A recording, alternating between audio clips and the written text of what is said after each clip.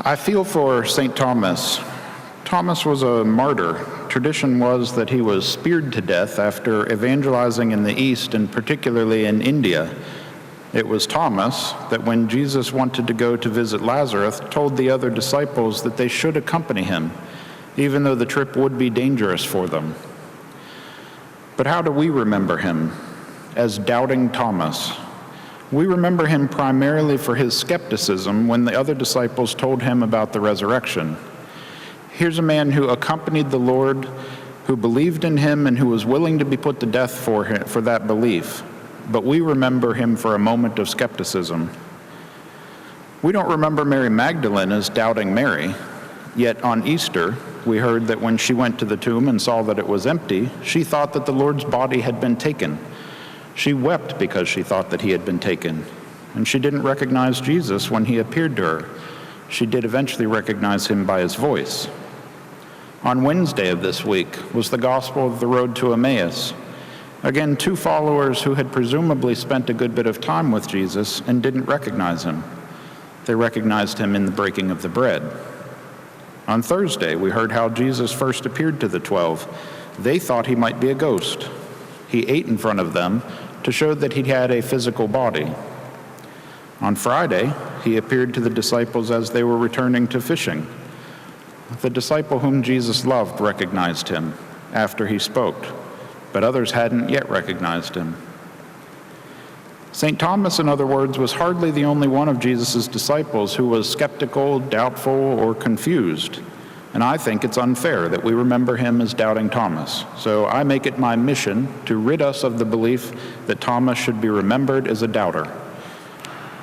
Notice what else is common to these signs, though. There was something about Jesus in each sign that showed them that he was Jesus, some physical attribute. His voice, the wounds in his hand and his side, breaking bread, or eating. I think this poses the question for us, do we only know Jesus as the person who lived 2,000 years ago? Or do we know him as the Christ who conquered death and who is alive?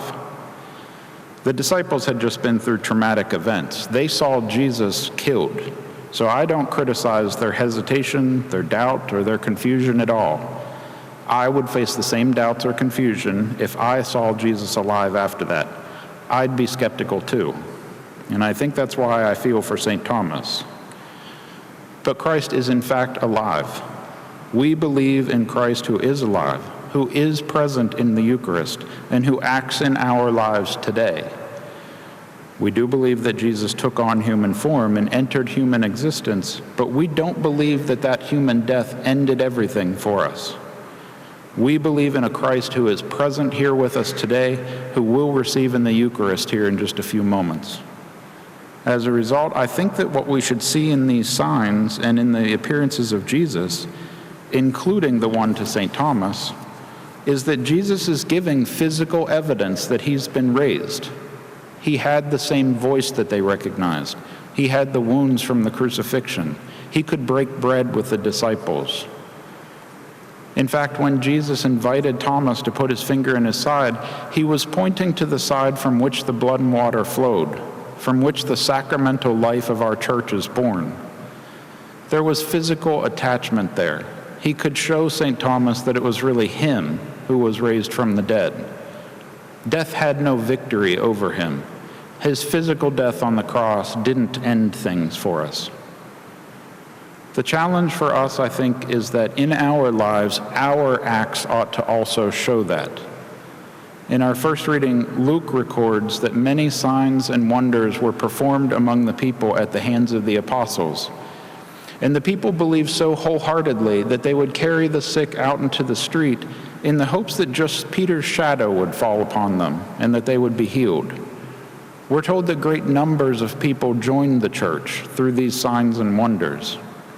These are people who are acting as if Jesus has been raised and that he is alive.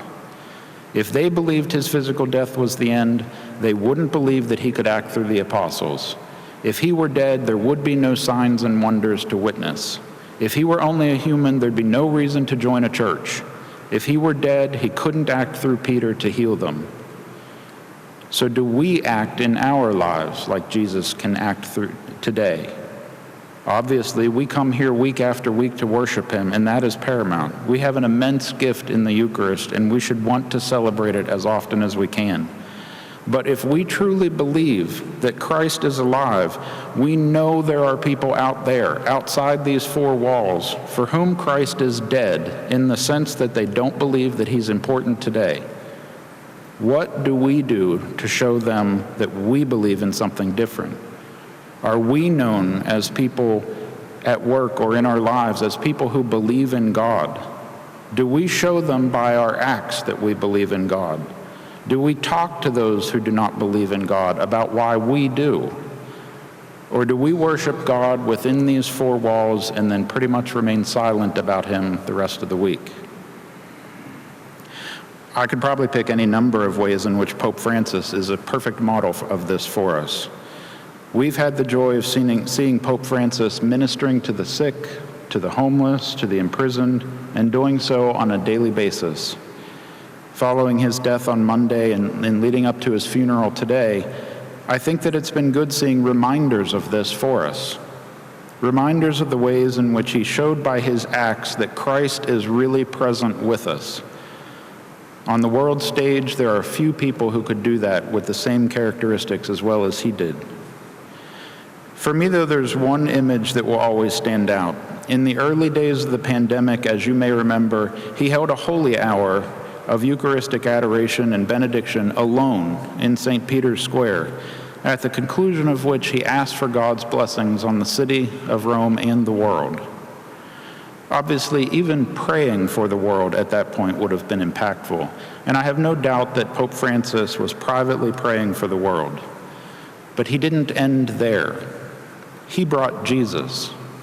He showed that moment what we know to be true, that Jesus is truly alive and truly present in the Eucharist. He showed that what the world needed at that moment, at any moment, was Jesus. He showed that when the world needed healing, it would be Jesus that would do it. In that moment, with that decision, he showed that he knew Jesus was not dead, that he's alive and he can be present with us today. As we continue to remember Pope Francis, it's that image that will stick in my mind, of a man who so believed in the presence of God at such an uncertain time in our lives that what was important was relying on Jesus. Millions of people will never read a single thing that Pope Francis ever wrote, but in that moment, I think he said everything. The challenge for us, I think, is to find those moments, especially for those who don't yet believe. Do we have to be martyred like St. Thomas, or bring the blessings of Jesus live on TV to the world? I don't think that we do. I hope not. But there's a lot that we can do to bring the message of Jesus' resurrection out into the world, talking about him, praying for others, performing works of charity and mercy. These are opportunities for us to show that we also believe that Jesus is not dead, that he's alive, that we believe it, and that we want others to as well. Jesus Christ is risen today. Alleluia.